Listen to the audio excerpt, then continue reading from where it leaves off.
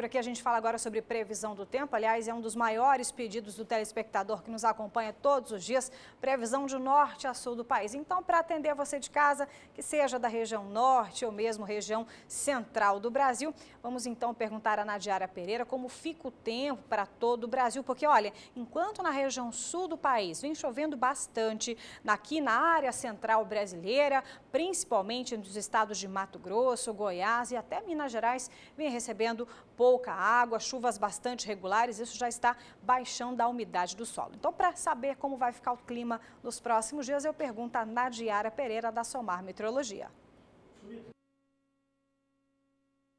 Destaque a mudança do padrão de chuva sobre o interior do Brasil. Enquanto começamos o mês de janeiro com chuva forte, inclusive tempestades na região sul e chuvas mais irregulares sobre o interior do sudeste e centro-oeste, agora, nos próximos dias, teremos rompimento de um bloqueio atmosférico que tem impedido o avanço dos sistemas meteorológicos do sul para o interior do Brasil e as chuvas devem aumentar, especialmente no sudeste e no centro-oeste, beneficiando algumas lavouras que já apresentavam declínio da umidade no solo. Enquanto isso, os temporais diminuem no extremo sul do Brasil, especialmente no estado gaúcho. Por enquanto, ainda há expectativa de uma chuva forte, especialmente entre esta terça e a quarta-feira, sobre o interior da região sul por conta da passagem de uma frente fria. O volume de água deve ser mais significativo ainda na fronteira oeste do Rio Grande do Sul. Mas a partir dos próximos dias, a chuva aumenta significativamente entre o sudeste e o centro-oeste. As áreas mais atingidas de São Paulo e de Minas Gerais podem receber até 100 milímetros em 5 dias.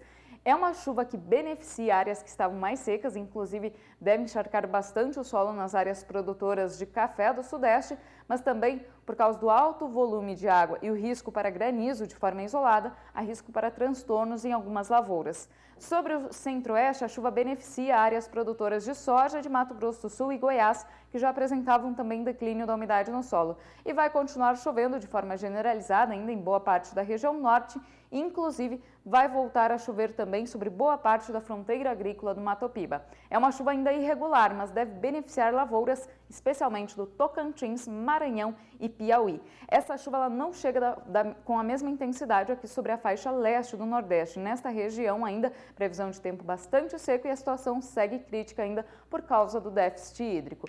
Durante o segundo período, entre 15 e 19 de janeiro, a chuva continua mais intensa sobre o interior do país. Previsão de altos volumes de água ainda entre o sudeste e o centro-oeste. Desta vez também chove forte sobre o Paraná. O volume de água pode chegar a 70 milímetros nas áreas mais atingidas de São Paulo, sul de Minas Gerais e interior mato-grossense. É uma chuva que mantém o solo encharcado para o bom desenvolvimento das lavouras, mas também pode atrapalhar as atividades no campo, como a colheita da soja sobre o estado mato-grossense, especialmente no noroeste do estado, que é a área mais atingida pela chuva forte.